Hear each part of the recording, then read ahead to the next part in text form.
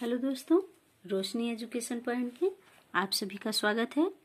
आज हम हिंदी भाषा शिक्षण देखेंगे सीटेट के लिए, जो बहुत ही महत्वपूर्ण और उपयोगी होता है। तो आज हम हिंदी भाषा शिक्षण के कुछ बेसिक चीज़ देखेंगे, जैसे भाषा शिक्षक के गुण क्या होते हैं। तो भाषा शिक्षक के गुण होते हैं अपने विषय का पूर्ण ज्ञान। जो भाषा का शिक्षक होता है उसको अपने विषय का पूर्ण ज्ञान होना चाहिए, व्यवसाय में दक्षता होनी चाहिए, व्यक्तिगत भिन्नता का ज्ञान होना चाहिए। टीचर के अंदर व्यक्तिगत भिन्नता का ज्ञान होना चाहिए, तभी वह अच्छे से बच्चों को पढ़ा पाएगा और हर बच्चों में व्यक्तिगत भिन्नता कर पाएगा। प्रभावशाली व्यक्तित्व, भाषा का जो शिक्षक होना चाहिए वो प्रभावशाली व्यक्तित्व का होना चाहिए, प्रेरणा का स्रोत होना और विषय का ज्ञान होना चाहिए, मनोविज्ञान का परखी होना चाहिए, मौलिक चिंतन होना चाहिए, मौलिक चिंतन करने वाला, कक्षा शिक्षण की समस्याओं को हल करने वाला होना चाहिए, कक्षा शिक्षण की समस्याओं के समाधान की क्षमता रखने वाला होना चाहिए, सद्व्यवहारी होना चाहिए, संबंधित विषयों का ज्ञान होना चाहिए, हिंदी से जितने भी संबंधित विषय होते हैं उन सब का ज्ञान उसे होना चाहिए, बालकों के प्रति सहानुभूति करने वाला होना चाहिए, अपनी भाषा पर अधिकार रखने वाला होना चाहिए, मतलब अपने विषय का ज्ञानी होना चाहिए, मानसिक स्वास्थ्य होना चाहिए, वह मानसिक रूप से स्वस्थ होना चाहिए, उसका वेशभूषा एक कक्षा के उचित अनुकूल होना चाहिए, उत्तम संगठनकर्ता होना चाहिए। ये थे भाषा शिक्षक के गुण। अब नेक्स्ट हेडिंग देखते हैं, भाषा शिक्षक के लिए आवश्यक कौशल। तो भाषा शिक्षक के लिए आवश्यक कौशल कौन कौन से हैं। तो भाषा एक कला है, भाषा एक कला है और कौशल है।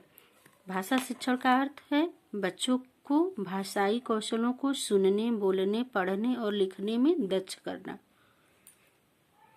उन्हें निपुण बनाना। भाषा का शिक्षक जो एक ऐसा होना चाहिए जो बच्चे को पढ़ने, बोलने, सुनने, लिखने, इन सब चीज़ों में कुशल बना सके, दक्ष बना सके। और भाषा कौशल 4 होते हैं। भाषा के कितने कौशल होते हैं? तो 4 होते हैं। मुख्य रूप से 2 होते हैं, ग्रहणात्मक और अभिव्यक्तात्मक, जिसमें सुनना और पढ़ना ग्रहणात्मक होता है। जैसे सुन के इंसान ग्रहण करता है और पढ़ के ग्रहण करता है और अपनी भावनाओं को व्यक्त करता है। अभिव्यक्तात्मक में होगा बोलना, बोलकर और लिखकर। कोई भी इंसान बोलकर और लिखकर व्यक्त करता है, कोई भी चीज बातों को व्यक्त करता है लिखकर और बोलकर। तो 1, 2, 3, 4 क्या है? भाषा कौशल है। ये भाषा कौशल हैं चारों। और देखते हैं भाषाई कौशल से कुछ जुड़ी संबंधित बातें। तो भाषा एक अभिव्यक्ति का साधन है, अभिव्यक्ति का माध्यम कौशल होता है। भाषा एक अभिव्यक्ति का साधन है और अभिव्यक्ति क्या है? तो अभिव्यक्ति का माध्यम कौशल होते हैं। भाषा विज्ञान और व्याकरण अभिव्यक्ति का सैद्धांतिक पक्ष होता है और भाषा कौशल अभिव्यक्ति का व्यवहारिक पक्ष है। जो भाषा होता है वो कौशल अभिव्यक्ति का व्यवहारिक पक्ष होता है। नेक्स्ट है, व्यक्ति की संप्रेषण क्षमता भाषा कौशलों की दक्षता पर निर्भर होती है। भाषा की प्रवाहशीलता का मानदंड बोधगम्यता होती है। जिन व्यक्ति जिन भावों और विचारों को अभिव्यक्त करना चाहते हैं उन्हें उतनी सक्षमता से बोधगम्य कराते हैं और भाषा कौशलों के उपयोग पर निर्भर होती है। बालकों को पठन करते समय निम्नलिखित सावधानियां रखनी चाहिए। तो देखते हैं कि बालकों को पठन करते समय कौन कौन सी सावधानियां रखनी चाहिए। तो पढ़ते समय पठन के समय मेज, दीवार आदि का सहारा न लें। पुस्तक बाएं हाथ से पकड़ें, पुस्तक को हमेशा बाएं हाथ से पकड़ें तथा नेत्र से पुस्तक की जो दूरी है वो 25 सेंटीमीटर की दूरी पर रखें। पठन करते समय पूरा ध्यान पुस्तक पर ही नहीं रखें, मतलब पढ़ते समय पूरा ध्यान अपने पुस्तक पे ही नहीं रखना चाहिए, बल्कि बीच बीच में श्रोताओं पर भी ध्यान देते रहना चाहिए। पाठ का प्रारंभ और अंत मंद गति से करें। अंत का स्पष्ट बोध होता है।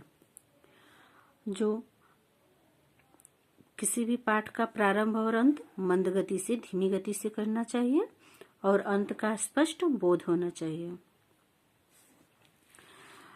पठन करते समय दाहिने हाथ से भावानुकूल, दाहिने हाथ से बाएं हाथ में किताब लेना चाहिए और दाहिने हाथ से जो हम पढ़ रहे हैं उसके भावों और विचारों को अभिव्यक्त करना चाहिए।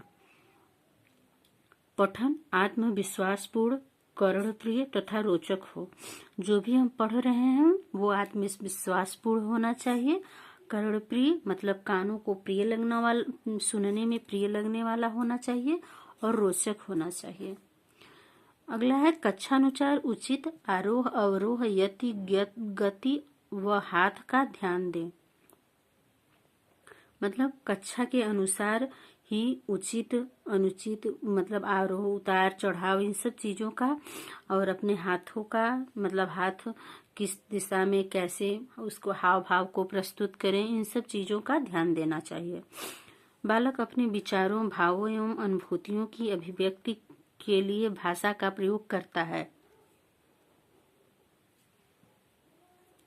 दोस्तों, ये भाषा का मतलब अपने भावों विचारों को अभिव्यक्त करने का सबसे उत्तम और अच्छा साधन भाषा होता है। भाषा का प्रयोग ही हम अपने भावों विचारों और अनुभूतियों को अभिव्यक्त करने के लिए, किसी से कहने के लिए करते हैं। बालक भाषा के दो रूपों मौखिक और लिखित के द्वारा विचारों को अभिव्यक्त करता है। भाषा विकास के लिए भाषाई कौशलों में निपुण एवं कुशलता प्राप्त करना आवश्यक है। विचारों और भावों को सुनना, यहाँ से दिख नहीं रहा था, हम एक बार फिर से पढ़ देते हैं। बालक भाषा के दो रूपों मौखिक और लिखित के द्वारा विचारों को अभिव्यक्त करता है। भाषा विकास के लिए भाषाई कौशलों में निपुण एवं कुशलता प्राप्त करना आवश्यक है। मतलब जो भी हम पढ़ रहे हैं, जिस भी भाषा को पढ़ रहे हैं, उस भाषा की कौशल हमें पता होना चाहिए, उसमें निपुण होना चाहिए और अच्छे से जानकारी प्राप्त होनी चाहिए। विचारों और भावों को सुनना ही, विचारों और भावों को सुनना और सुनकर अर्थ ग्रहण करना ही श्रवण कहलाता है। मतलब किसी भी बात को कहना, सुनना, उसके भावों को सुनकर अर्थ ग्रहण करना, उन्हें समझना ही क्या कहलाता है? श्रवण कहलाता है। अगली हेडिंग है भाषा कौशल की विशेषताएं। तो देखते हैं भाषा कौशल की कौन कौन सी विशेषताएं होती हैं। कौशल भाषा का व्यवहारिक पक्ष होता है। भाषा कौशल संप्रेषण का साधन और मुख्य माध्यम है। भाषा कौशल में मानसिक, शारीरिक अंगों, ज्ञानेंद्रियों तथा कर्मेंद्रियां कर्मशील होती हैं। जो भाषा कौशल करते समय उनमें मानसिक, शारीरिक शरीर के सभी अंग, ज्ञानेंद्रियां, कर्मेंद्रियां सभी कार्यशील होती हैं, सभी एक्टिव होती हैं। भाषा कौशल अर्जित किए जाते हैं। जो भाषा कौशल हैं वो अर्जित किए जाते हैं। इसके लिए अभ्यास तथा परीक्षण प्राप्त किया जाता है। भाषा कौशल का उद्देश्य बोधगम्यता है। अगला है भाषा कौशल से शाब्दिक अंतः प्रक्रिया होती है। भाषा कौशलों का मुख्य आधार भाषा विज्ञान तथा व्याकरण होता है। कहते हैं जो भाषा कौशल का विशेषताओं में है, भाषा कौशल का प्रमुख आधार क्या होता है? तो भाषा विज्ञान और व्याकरण होता है। अगला है भाषा कौशल के दो प्रवाह होते हैं, एक पढ़ना लिखना और दूसरा बोलना सुनना। मतलब इस तरफ हमने जो पढ़ा कि अभिव्यक्तात्मक और गत्यात्मक, वही दोनों होगा। ठीक है। अगली हेडिंग है श्रवण कौशल। श्रवण कौशल देखते हैं क्या होता है। तो श्रवण में किसी कथन को ध्यानपूर्वक सुनने, सुनी हुई बात पर चिंतन मनन करने, अपना मंतव्य स्थिर करने और तदनुसार आचरण या व्यवहार करने जैसी जटिल प्रक्रियाएं सम्मिलित होती हैं। श्रवण कौशल मतलब ध्यानपूर्वक सुनना और सुनी हुई बातों पर चिंतन मनन करना, ये सब क्या है तो श्रवण कौशल कहलाता है। सुनने के मायने, सुनने के क्या मायने होते हैं तो देखते हैं। परिचित अपरिचित संदर्भों में व्यक्त भावों विचारों को सुनकर समझना, वक्ता के आदेश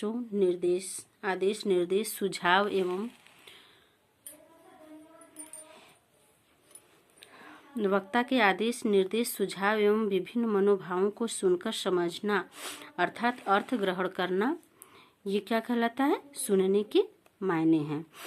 अगला है वक्ता या शिक्षक, जो वक्ता होता है या शिक्षक शिक्षिका द्वारा प्रस्तुत वक्तव्य का पुनः स्मरण करना और उस पर विचार करना, ये सब क्या है सुनने के मायने हैं। मतलब जो भी सुनिए उसको उस पर चिंतन मनन करिए, उसका उस पर विचार करिए, यही सुनने के मायने होते हैं। अगला है निम्न आयोजनों द्वारा विद्यार्थियों को लाभ पहुंचाया जा सकता है। तो उसमें कौन कौन से आयोजन है देखते हैं।